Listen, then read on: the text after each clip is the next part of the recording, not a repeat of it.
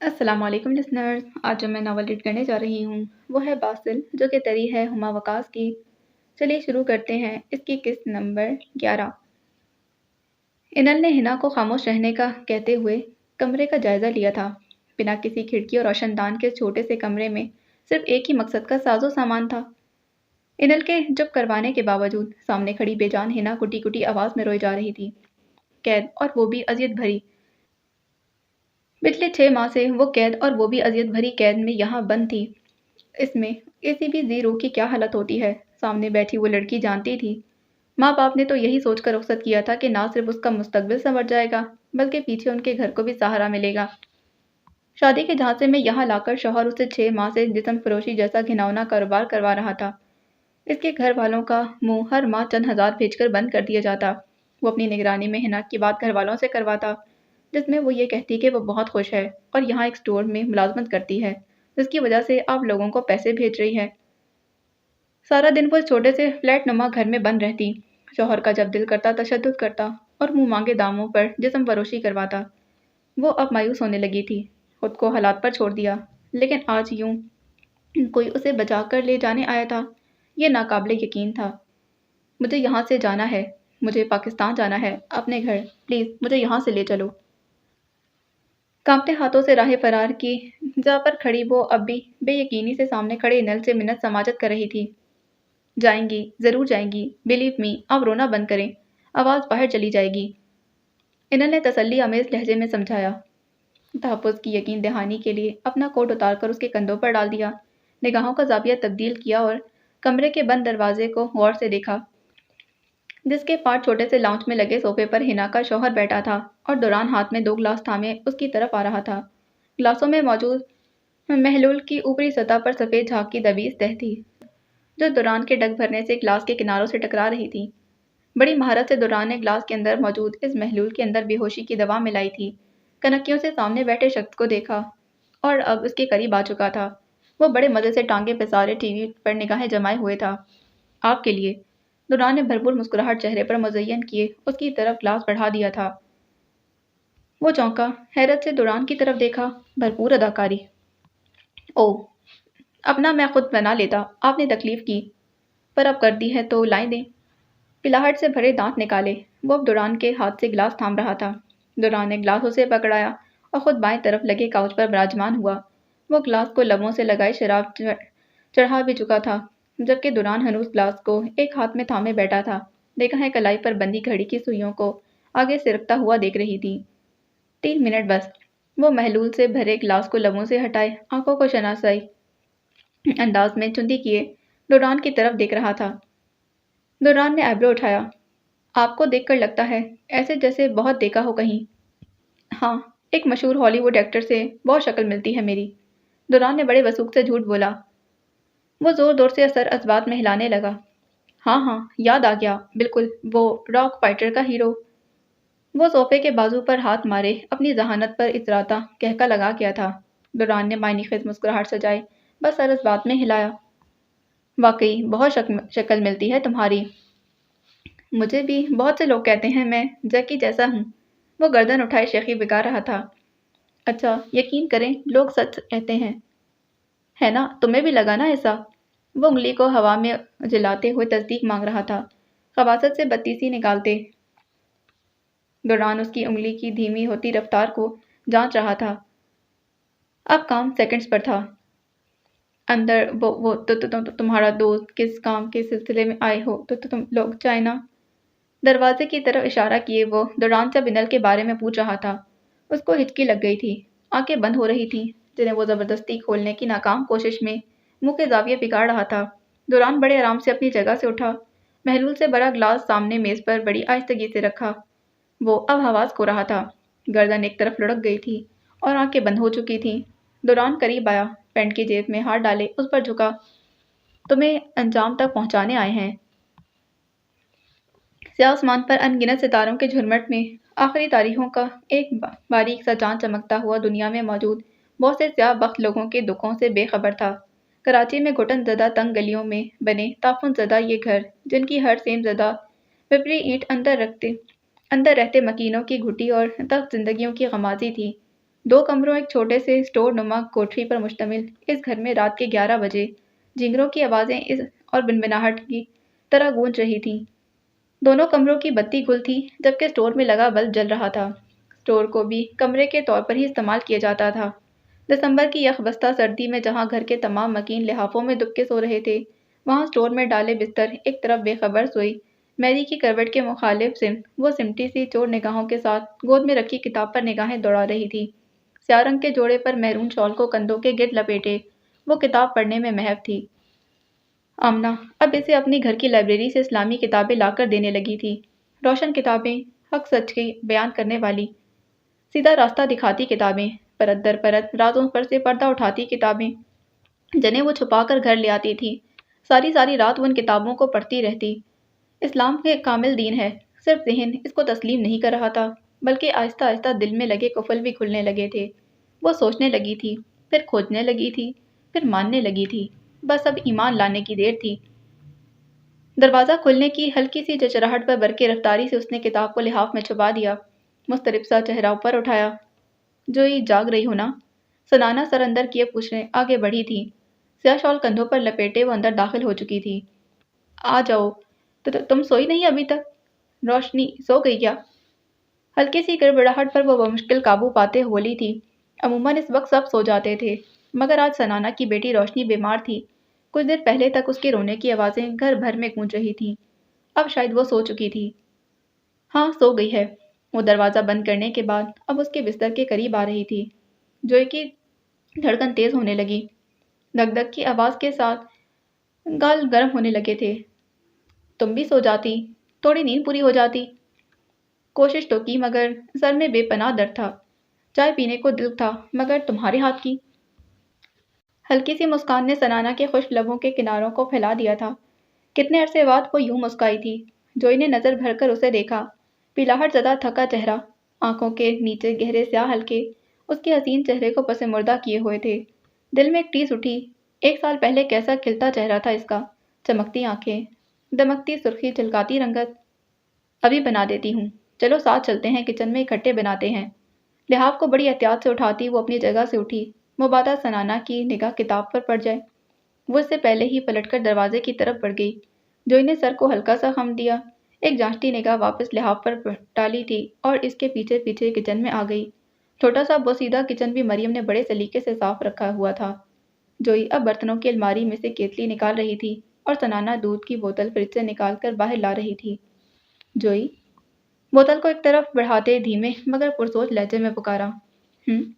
एक कप पानी को केतली पर चढ़ाते मगन अंदाज में हल्का सा हंकार भरा। रहबर रिश्ता भेज रहा है फिर से, खाला ने अम्मा को बताया कि वो जल्द आएंगी। सनाना निगाहें चुकाए हुए थी।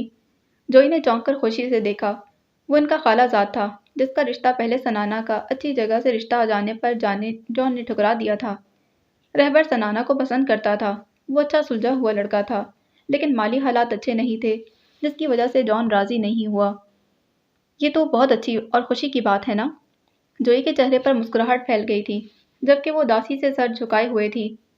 मैंने अम्मा से साफ साफ कह दिया है, पहले जोई की शादी होगी तो ही मैं करूँगी, जब तक रोशनी भी बड़ी हो जाएगी। मेरे नसीब के इंतज़ार में खुद पर नसीब के दरवाजे क्यों बंद कर रही हो सनाना? रहबर अच्छा लड़का है, वो तुम्हें यूं एक बच्ची के साथ भी कबूल कर रहा है। बहुत आहिस्तगी से सनाना के चेहरे को थोड़ी से पकड़कर ऊपर किया।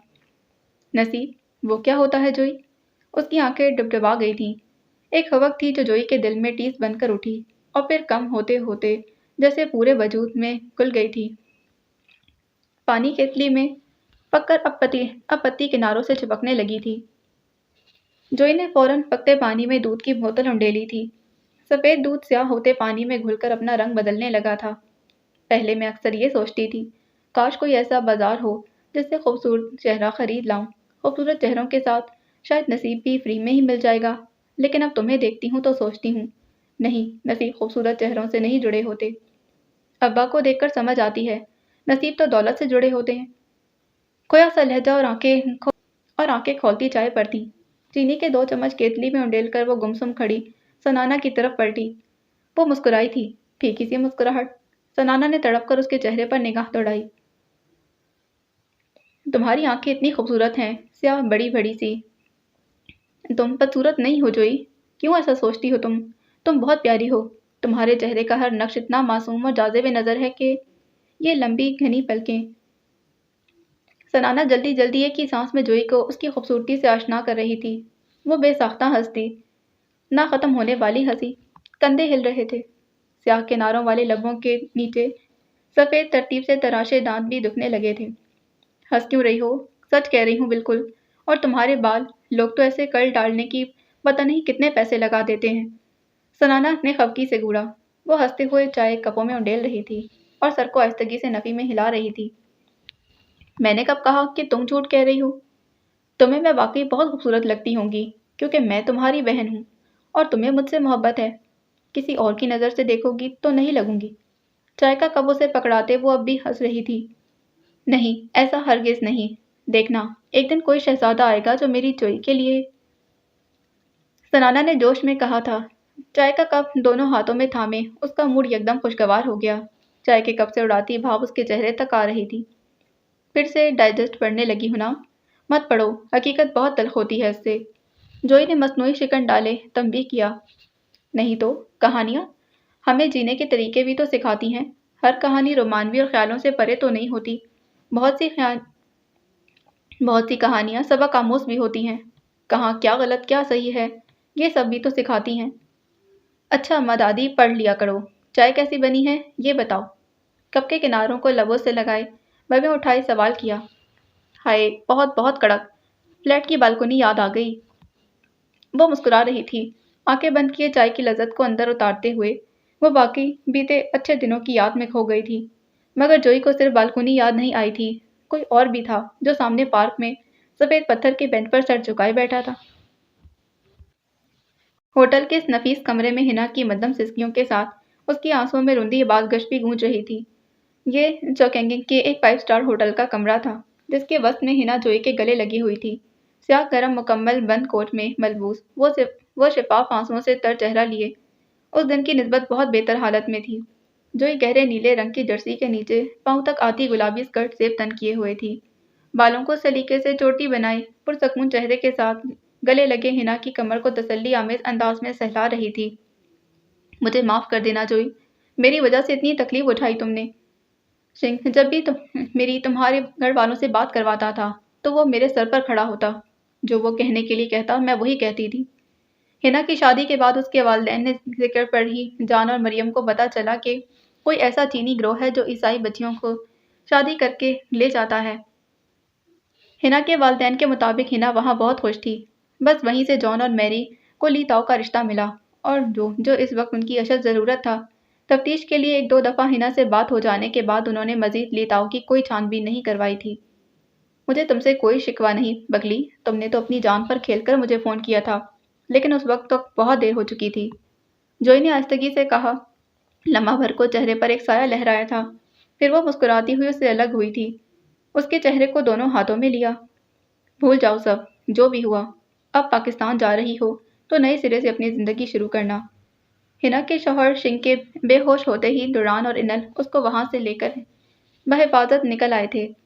ऐसा करना बेहद ज़रूरी था क्योंकि पुलिस को शिंग पूरे सबूतों के साथ पेश करना था। इसके बाद हिना को बहिफाजत पुलिस स्टेशन पहुंचाया, जहां उसने शिंग के खिलाफ बयान दिया और चाइना पुलिस के फौरी रद्द-ए-अमल पर बेहोश शिंग को उसके घर से तमाम सबूतों समेत गिरफ्तार कर लिया गया। फिर 2 दिन के अंदर अंदर सिर्फ सिंह ही गिरफ्तार नहीं हुआ था।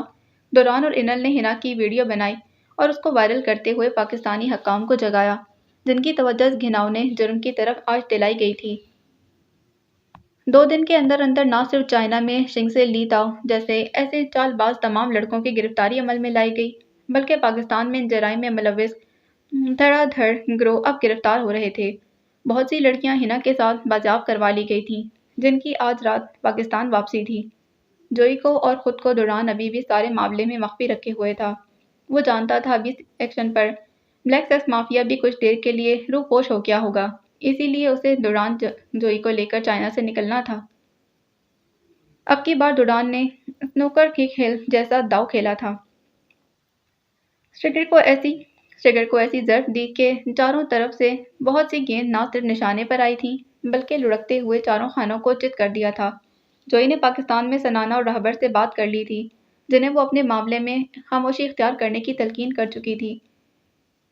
دوران اسے اس سارے معاملے سے بڑے انداز سے الگ کر رہا تھا۔ اس وقت ہنا پاکستان واپسی کے لیے تیار تھی اور جوئی سے الوداع طور پر گلے مل رہی تھی۔ دروازہ کھلنے کی آواز پر جوئی اور ہنا نے ایک ساتھ دروازے کی طرف دیکھا۔ دوران کے پیچھے انل کمرے میں داخل ہو رہا تھا۔ دوران ہنوز اپنے لاپرواہ سے ہولیے میں، جبکہ انل سوٹڈ بوٹڈ تھا۔ وہ تو کھلے سے ٹراؤزر کی جیب میں ہاتھ ڈالے موبائل اسکرین پر کچھ دیکھنے میں مگن تھا، جبکہ انل اب لب بھیجے ان کی طرف ہی بڑھ رہا تھا۔ آپ کی فلائٹ کا وقت ہے، پولیس نیچے انتظار کر رہی ہے۔ ہنا نے آہستگی سے سر کو اس بات میں ہلایا اور پھر سے جوئی کو اپنے ساتھ لگا لیا تھا۔ اپنا خیال رکھنا جوئی، نم آنکھوں کے ساتھ محبت سے اس کے کان میں سرگوشی کی۔ تم بھی۔ وہ پیچھے ہو کر آہستگی سے مسکرائی تھی۔ ہنا ایک محبت بھری الوداعی نگاہ اس پر ڈالتی پلٹی اور انل کے پیچھے کمرے سے باہر نکل گئی تھی۔ وہ اب تک کمرے کے وسط میں اپنے موبائل پر سر جھکائے کھڑا تھا۔ جوئی کو پرپوز کرتی ویڈیو نے پورے ہالی ووڈ میں ہلچل مچا دی تھی۔ میڈیا والے اور فینس دوران کے غائب ہونے پر بے چینی ظاہر کر رہے تھے۔ سب کو جاننا تھا آخر وہ کون سی خوش قسمت لڑکی ہے جسے دوران اپنی دلہن بنانے والا ہے۔ وہ اس وقت سے کیسے ملا اور کب اسے محبت ہوئی اور اب کب شادی کرے گا۔ دوران کے پرپوز کرنے والی ویڈیو نے ہاروی اور بروس کی ویڈیو کو پتے پش ڈال دیا تھا۔ لوگوں کو بس اب دوران کے میڈیا پر بیان دینے کا انتظار تھا۔ وہ یوں ہی ٹراؤزر کی بائیں جیب میں ہاتھ ڈالے پیشانی پر اف کی شکن ابھارے دائیں ہاتھ میں موجود موبائل اسکرین پر نظریں جمائے ہوئے تھا، جب جوئی اپنے اور اس کے بیچ موجود چند قدم کا فاصلہ ختم کرتے اس کے مقابل آ کھڑی ہوئی۔ جوئی نے دونوں ہاتھوں کو ہتھیلی کو آپس میں ملایا اور الفاظ کو ذہن میں ترتیب دیا۔ تھوک نگلا اور نگاہ اس کے چہرے پر ڈالی۔ اس کے کلون کی مدھم سی مہک اتنی سی دوری پر دل کی دنیا اتل پتل کیے ہوئے تھی۔ الفاظ نہیں ہے میرے پاس، کیسے شکریہ ادا کروں آپ کا۔ بہت ہلکی سی باز گشت تھی جس نے کمرے کی خاموشی میں ارتعاش پیدا کیا۔ مت کریں، روکا سا جواب آیا۔ وہ موبائل کو دیکھنے میں محو تھا۔ یکدم عجیب سی ندامت ہوئی۔ وہ بدتمیز تو شروع سے تھا، جو آنکھیں جھپکے اس بدتمیز کو دیکھ رہی تھی۔ میرا مطلب ہے شکریہ مت ادا کریں، بس میرے لیے وہ کریں جو میں کہوں گا۔ سپاٹ لہجے میں بنا تمید باندھے اپنا مقصد بتایا، پھر نگاہ اٹھائی۔ اوف، گھائل کر دینے والی ہیزل آنکھیں جوئی نے فوراً پلکیں گرا دی تھی۔ کیا کرنا ہوگا مجھے؟ یہ ادب صرف اس کے احسانوں کے مرہون منت نہیں تھا، سامنے کھڑی لڑکی کے لیے وہ کچھ اور ہی اہمیت رکھتا تھا۔ اسے جب یہ محسوس ہوتا تو عجیب سی چڑ ہونے لگتی۔ فی الحال تو پورے اعتماد کے ساتھ میڈیا پر انٹرویو دینا ہے آپ کو۔ گہری سانس لیتے ہوئے ذہن سے جوئی کی سوچ کو جھٹکا۔ وہ اب پھر سے پلکیں اٹھائے اس کی آنکھوں میں دیکھ رہی تھی۔ سیاہ آنکھوں کی پتلیوں میں بے پناہ احترام کے ساتھ ایک سمندر موزن تھا جو دوران سے مخفی نہیں رہ سکتا تھا۔ فوراً نگاہیں جھکا گئی تھی، چہرے پر سختی اود آئی تھی۔ کیسا انٹرویو دینا ہوگا مجھے؟ وہ سوال کر رہی تھی، میٹھی سی آواز جس کی فوار اس کے اعصابوں پر برسنے لگی تھی۔ کیا تھی وہ اور کیوں تھی؟ لیکن اسے نہیں چاہیے تھی۔ وہ زبردستی گھس رہی تھی اس کی زندگی میں، اس کی بہت سی پرسنل زندگی میں، جہاں تک وہ کسی کو مقام دینے کا تصور بھی نہیں کرتا تھا۔ وہاں وہ ایک سانچے کے طور پر آ رہی تھی۔ بتاؤں گا۔ تیزی سے وہ اس کے پاس سے گزرتا کمرے کے دروازے کی طرف بڑھ گیا۔ جوئی اب بند دروازے کی طرف دیکھ رہی تھی۔ وہ چلا گیا تھا لیکن اس کی خوشبو یہیں ہوا میں اب تلک گھلی ہوئی تھی۔ دوپہر کے 1 بجے سورج بری تمازت سے چمکتا کراچی کو نہ صرف روشن کیے ہوئے تھا بلکہ اپنی حدت سے ہر چیز گرم کیے ہوئے تھا۔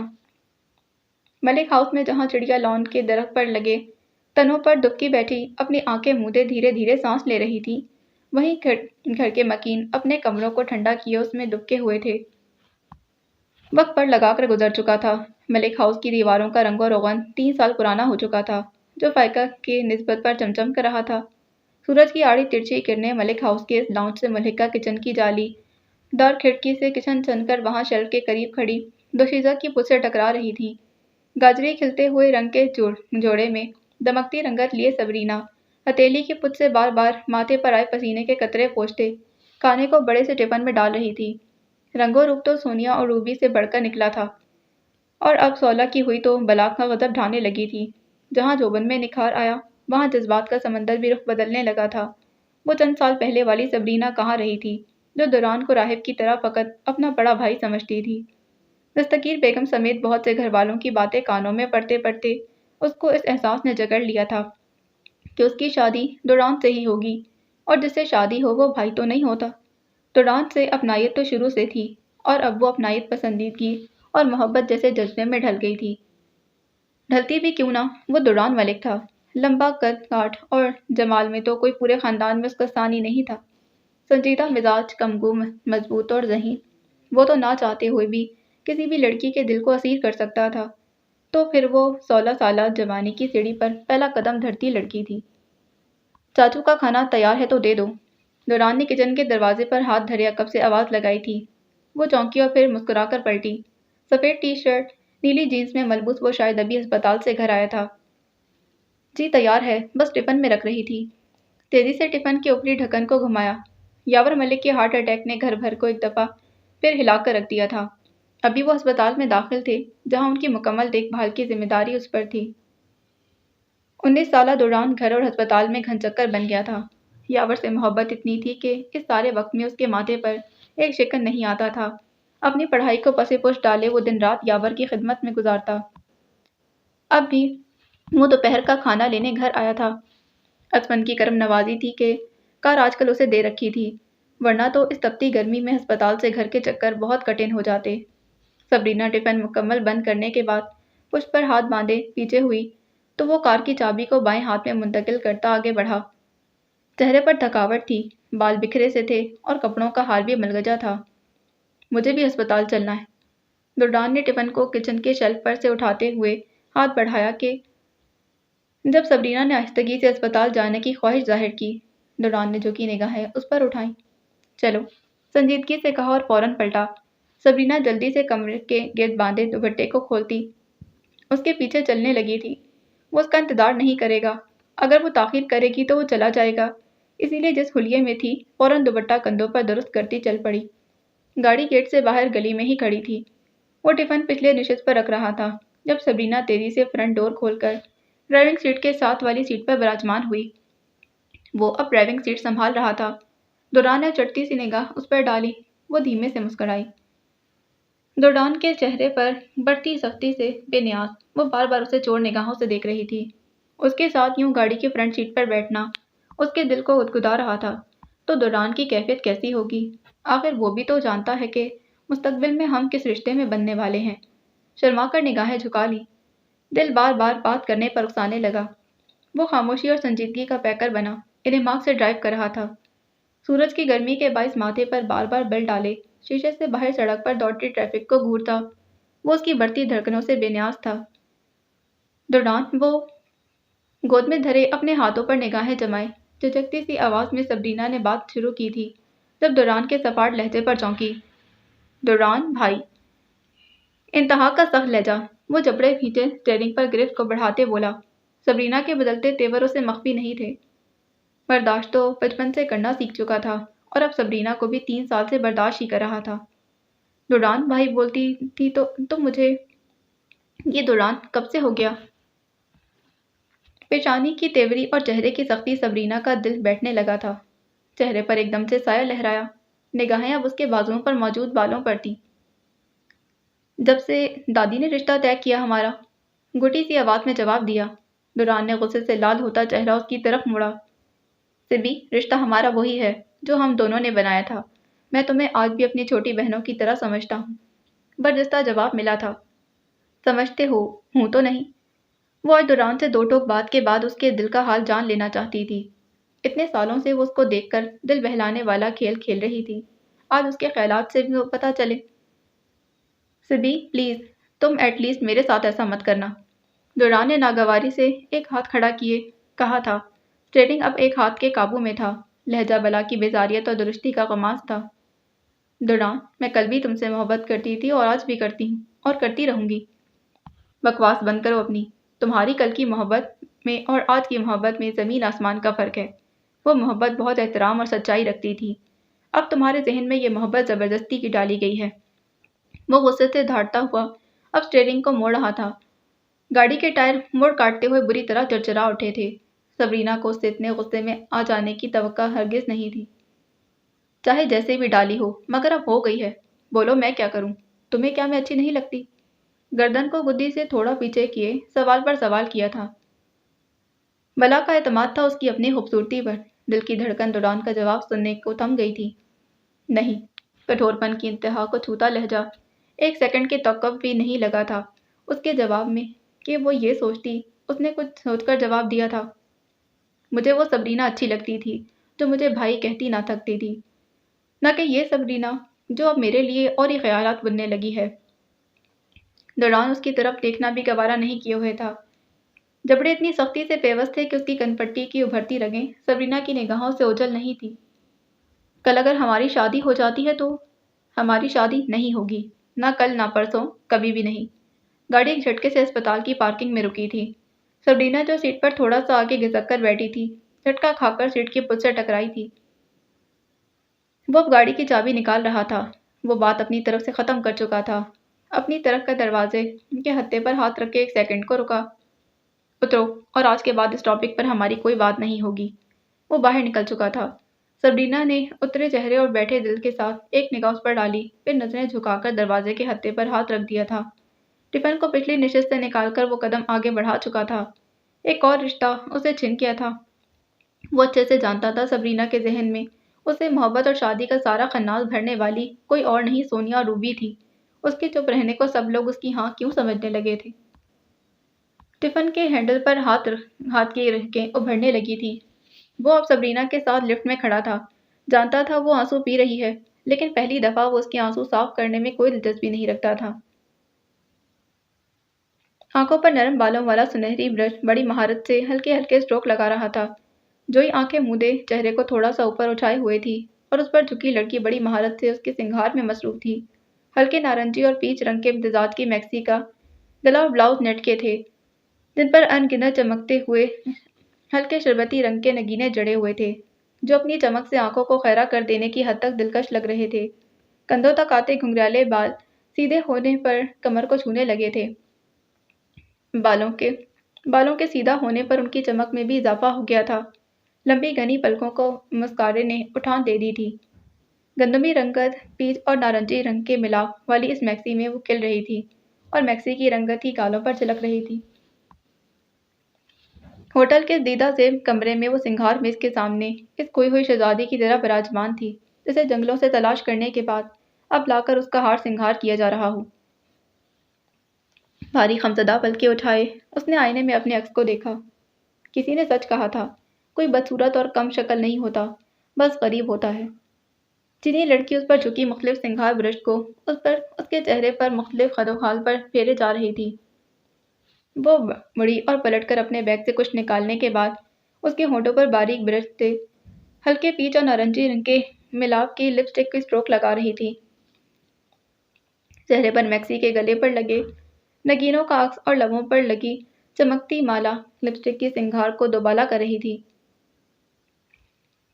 دروازے پر ہلکی سی دستک کی آواز پر جوئی کے ساتھ اس لڑکی کی نگاہ بھی کمرے کے دروازے پر اٹھی تھی۔ آ سکتے ہیں؟ لڑکی نے اونچی آواز میں باہر موجود نفس کو اندر آنے کی اجازت دی۔ دروازہ کھلا اور انل دروازے کے ہتھے پر ہاتھ رکھے آدھا اندر داخل ہوا۔ گہرے گرے رنگ کے کوٹ پینٹ میں وہ معمول کے مطابق چاق و چوبند تھا۔ میم ریڈی نہیں ہوئی کیا؟ میڈیا والے ویٹ کر رہے ہیں۔ سوال کرتے انل نے سرسری نگاہ جوئی پر ڈالی اور دروازے کے ہتھے پر ہاتھ رکھ کر گرفت بے ساختہ ڈھیلی پڑ گئی۔ بس چند منٹ اور درکار ہیں سر، جولری پہنانی ہے میم کو۔ لڑکی نے شائستگی سے سنگھار میز پر پڑے نفیس سے نیکلس کی طرف اشارہ کرتے جواب دیا۔ انل اس کی طرف متوجہ کہاں تھا، وہ تو ششدر سامنے بیٹھی جوئی کو دیکھ رہا تھا۔ سر بس چند منٹ، مجھے فائنل ٹچ دینا ہے میم کو۔ لڑکی نے انل کے کھڑے رہنے پر تھوڑا سا آگے بڑھ کر پھر سے گزارش کی تھی۔ وہ سٹپٹا کر نگاہوں کا زاویہ بدلے اب لڑکی کی طرف دیکھ رہا تھا۔ بس سر چند منٹ۔ ٹھیک ہے کوئی مسئلہ نہیں۔ انل نے زبردستی مسکرا کر ٹائی کی نوٹ کو بلا وجہ درست کیا اور احتیاط سے کمرے کا دروازہ بند کرتا الٹے قدموں پیچھے ہوا تھا، واپس مڑا اور بالکل سامنے والے دروازے کو کھولتا اندر داخل ہو گیا۔ نگاہ سامنے دوران پر پڑی۔ سیاہ شرٹ اور سیاہ ہی پینٹ کوٹ میں ملبوس، کوٹ کا سامنے کا بٹن لگائے وہ سر جھکائے اب کف لنک لگا رہا تھا۔ بالوں کو اپنی طرف سے تو بڑے سلیقے سے ایک طرف کنگھی کیا تھا، لیکن وہ پھر بھی ہلکے سے بکھر کر پیشانی پر آنے کی گستاخی کر رہے تھے۔ ہاں بولو، جوئی ریڈی ہے؟ کف لنکس لگاتے سر جھکائے مگن سے انداز میں انل سے پوچھا۔ تم سے پوچھ رہا ہوں، ریڈی ہے کیا؟ انل کے جواب نہ دینے پر دوران نے نہ صرف پھر سے سوال کیا بلکہ چہرہ اوپر اٹھائے اس کی طرح سوالیہ دیکھا تھا۔ شی از یونیک بیوٹی، حیرت زدہ لہجہ تھا۔ دوران بے ساختہ برا منہ کھول کر ہنس دیا۔ اچھا تو پھر تو اصل والا پرپوز کر ہی نہ دے اس کو، میں تو فیک پرپوز کیا۔ ہنسی کو مسکراہٹ میں بدلتے شرارت سے کہا، شٹ اپ یار، میں اس بات پر نہیں کہہ رہا، وہ 3 دن سے ایسے سادہ ہولیے میں تھی، آج بہت اچھی لگ رہی ہے، میرا مطلب بہت ڈفرینٹ۔ انل نے خجالت سے سر ہوا میں مارتے ہوئے اپنی بے ساختہ کر دینے والی تعریف کی وضاحت کی۔ پر میں سنجیدہ ہوں، وہ واقعی اچھی لڑکی ہے، نو ڈاؤٹ خوبصورت ہے، تمہیں سوچنا چاہیے۔ تو ڈان نے صوفے پر بیٹھتے ہوئے جوتے اپنے قریب کیے، لہجہ واقعی حد درجہ سنجیدہ تھا اور کچھ دیر پہلے والی شریر مسکراہٹ اب غائب تھی۔ ایسی نظر سے اچھی لگنے کی بات نہیں ہے، میں نے بس، اور جس دن تم سوچنے لگو گے نا اپنی شادی کے بارے میں تو سوچ لوں گا۔ ڈان نے ہنستے ہوئے نگاہ اوپر اٹھائی۔ سیاہ بند جوتے اب پاؤں میں تھے۔ میرے پیچھے اپنی جوانی کیوں برباد کر رہے ہو؟ مجھے ابھی بہت سے سوالوں کے جواب تلاش کرنے ہیں، شادی کا تو سوال ہی پیدا نہیں ہوتا، متوازن لہجے میں جواب دیا۔ مدم سی مسکراہٹ سجائے کھڑا تھا۔ کوٹ کے شکن درست کرتے چند قدم آگے بڑھا، جو کہ جھکنے پر بال مزید بکھر گئے تھے۔ جس دن تو شادی کرے گا اسے اگلے دن ہی میں بھی اعلان کر دوں گا، انل نے وثوق سے اپنا ارادہ بتایا تھا۔ دوران کا خفیف قہقہ پھر بلند ہوا اور اب کلائی پر گھڑی باندھ رہا تھا۔ ایک وہی تو تھا جس کی باتوں پر وہ ہنسنے پر مجبور ہو جاتا۔ تو میں تو کرنے جا رہا ہوں نا، ہنسی دباتے ہوئے ایک شریر نگاہ انل پر ڈالی تھی۔ یہ فیک شادی ہے، جس دن اصل والی کرو گے میں بھی کر لوں گا، انل نے ترکی بترکی جواب دیا۔ مطلب تو نہیں سدھرے گا، میرے سر پر ایسے ہی مسلط رہے گا؟ پینٹ کی دونوں اطراف کی جیبوں میں ہاتھ ڈالے کہا تھا۔ انل نے لب کھینچے اور سر اس بات میں ہلایا اور دوران کے بڑھتے قدموں کے ساتھ دروازے کی طرف قدم بڑھا دیے تھے۔ انل کے دروازہ کھولتے ہی وہ جو محض آگے بڑھ رہا تھا ٹٹک کر رکا۔ وہ سامنے کھڑی تھی، کسی بت تراش کی حسین شاہکار بنی مجسم، حسین پیکر یا پھر دلکشی کا منفرد سا سما بھی کہہ سکتے ہیں۔ انل کی بات ذہن میں گونجی اور تصدیق کی مہر فوراً لگائی تھی۔ واقعی وہ بہت منفرد اور دلکش لگ رہی تھی۔ انل نے شرارت سے مسکراہٹ دبا کر دوران کی طرف دیکھا۔ دوران نے ایک سیکنڈ کے 12ویں حصے میں اپنی اس خالص مردانہ کیفیت سے خلاصی پاتے جوئی کی طرف اٹھی نگاہوں کو متوازن کیا تھا۔ مس جوئی، اس ہونک بنے چہرے کے ساتھ کام نہیں چلے گا، مسکرائیں پلیز۔ دوران کا سپاٹ لہجہ کچھ دیر پہلے اس کے سنگھار پر امٹ آنے والی حیرت سے بالکل برعکس تھا۔ جوئی نے گڑبڑا کر پلکیں جھپکائیں، چہرہ اٹھا لیا تھا۔ سامنے کھڑے شخص کے سامنے آتے ہی اس کی رہی سہی ہمت بھی جواب دینے لگی تھی۔ وہ ایسی تو نہ تھی جیسی اس کے سامنے بن جاتی تھی۔ دوران دن رات کی محنت کر کے پورے گھر کی ذمہ داری اٹھانے والی مضبوط اعصاب کی لڑکی اس چٹان جیسے شخص کے سامنے جھوئی موئی ہو جاتی تھی۔ لبوں کے قریب چہرے کے پٹے زبردستی کھینچ کر وہ اس کے حکم پر آہستگی سے مسکرائی تھی۔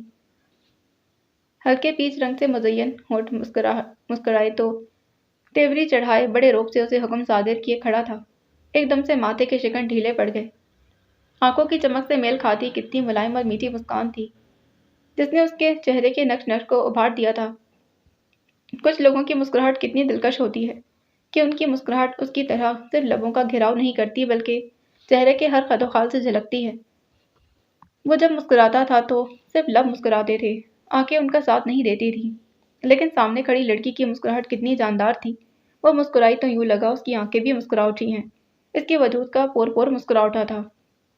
اب ٹھیک ہے، وہ آہستگی سے کہتے ہوئے تصدیق چاہ رہی تھی۔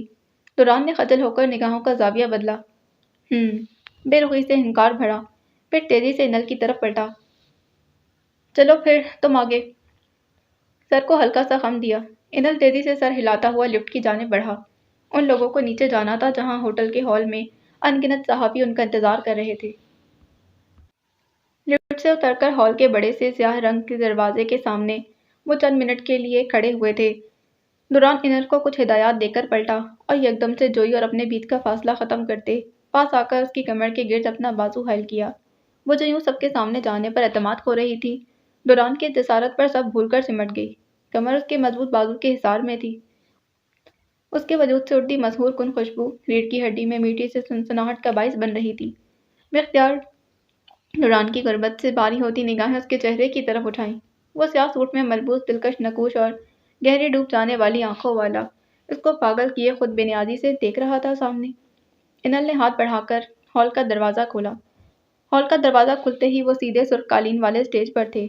ये एक ऑडिटोरियम जैसा हॉल था, जहाँ स्टेज के बिल्कुल सामने लगी नशिस्तों पर इनगिनत अनगिनत सहाफ़ी बैठे थे, जो अब हड़बड़ाकर नशिस्तों से उठकर अपने कैमरे ऑन कर रहे थे और माइक संभाल रहे थे। दौरान यूं ही मुतवाज़िन कदम उठाता उसकी कमर के गिर्द बाजू हाइल के स्टेज पर आगे बढ़ रहा था। आधे घंटे पहले उसने यूं मीडिया का बयान कहा आधे घंटे पहले उसने यूं मीडिया बयान का कहा था, फिर भी अनगिनत सहाफ़ी इकट्ठे हो गए थे। ये कॉन्फ्रेंस उसने मुकम्मल सिक्योरिटी के अंदर मुनक्किद करवाई थी।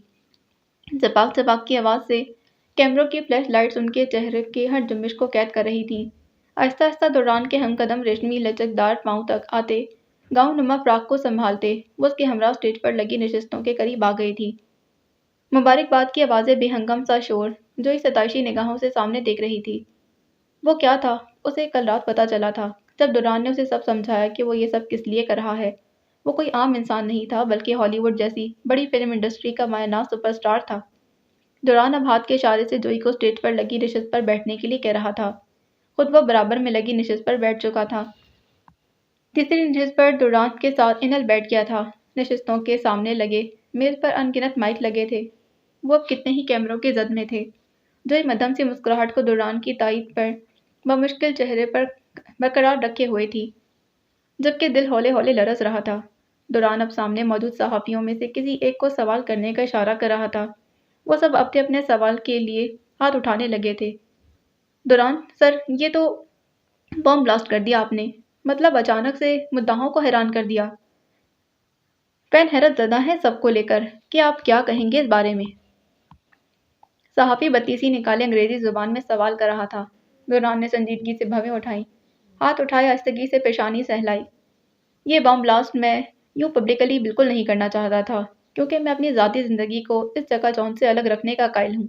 लेकिन कुछ हालात ऐसे हुए कि मुझे जोई को यूं प्रपोज करना पड़ा और वीडियो पब्लिक करनी पड़ी। ठहरे से लहजे में चेहरे पर बला की संजीदगी थी, जो अगले सहाफ़ी की तरफ इशारा किया था। सहाफ़ी ने फौरन हाथ नीचे किया और फिर पुरजोश अंदाज में माइक में बोला, सर, मुद्दा पूरी इंडस्ट्री ये जानने के लिए बेचैन है कि जोई मैम से आप कब और कहाँ मिले और कैसे मिले थे, कब प्यार हुआ था। आपने वीडियो के कैप्शन में लिखा कि 7 साल पहले, क्या वो सच है? दुरान, जो उसके बोलने पर धीरे धीरे सर हिला रहा था, सवाल ख़त्म होने पर एक सेकंड का तौक़ुफ़ लिया। जैसे कि मैं पहले सवाल के जवाब में कह चुका हूँ कि मैं अपने ज़ाती मामलात को सबसे अलग रखने का कायल हूँ, तो जोई से मैं कब, कहाँ और कैसे मिला, ये सब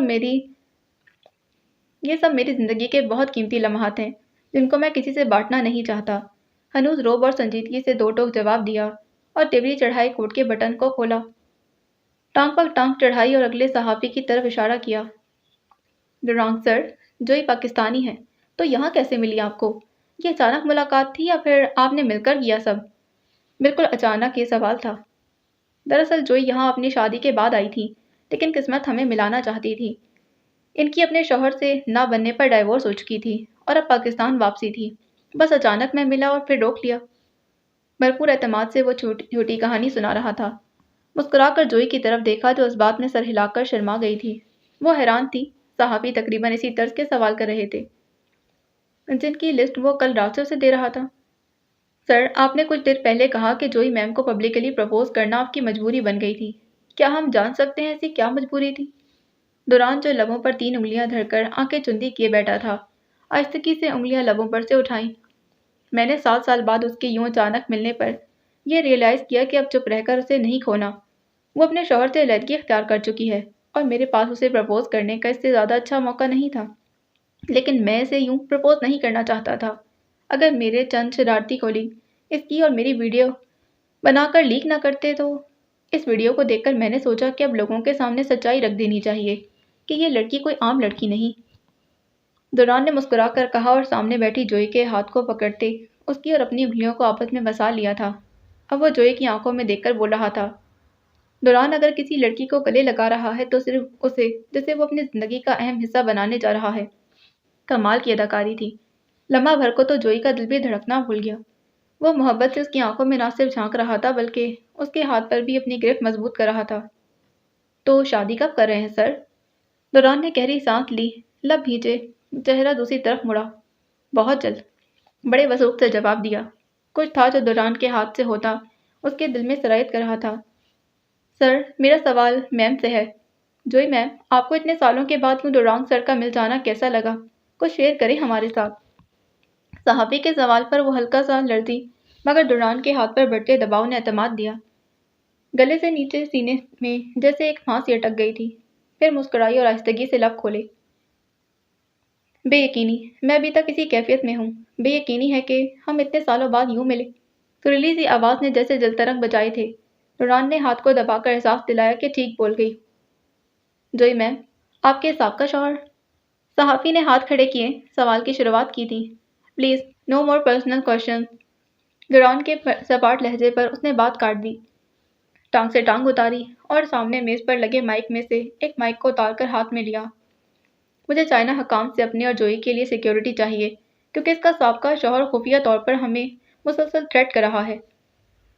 دوران نے بڑی سنجیدگی سے پیشانی پر بل ڈالے۔ اگلی کہانی گھڑی تھی۔ یہ پریس کانفرنس یہاں چائنا میں رکھنے کا اصل مقصد بھی یہی تھا۔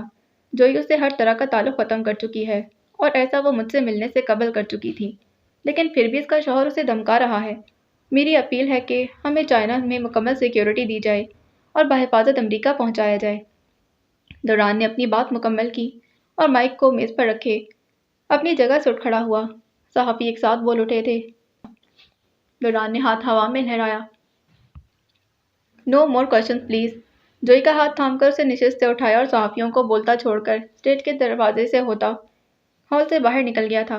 باہر نکلتے ہی اس نے جوئی کا ہاتھ ایسے چھوڑا جیسے وہ فلم کے سین فلمانے کے بعد اداکارہ کو چھوڑ دیتا تھا۔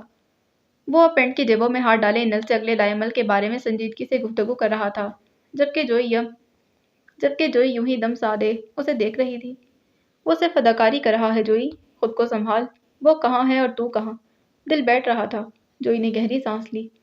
انل نے اسے اب چلنے کا اشارہ کیا، جبکہ وہ محترم جو کچھ دیر پہلے اس کی آنکھوں میں آنکھیں گاڑے ہوئے تھے اب بے نیازی سے سگریٹ کے کش لگا رہے تھے۔ جوئی نے انل کے پیچھے قدم بڑھا دیے جو لفٹ کی طرف جا رہا تھا۔ انہیں اسی ہوٹل کو چھوڑنا تھا جس کی مکمل تیاری وہ پہلے ہی کر چکے تھے، بس جوئی کو لباس تبدیل کرنا تھا۔ جانے سے پہلے چینل کو سبسکرائب کریں، ویڈیو کو لائک کریں۔ ملتے ہیں اس کی اگلی قسط میں۔ اللہ حافظ۔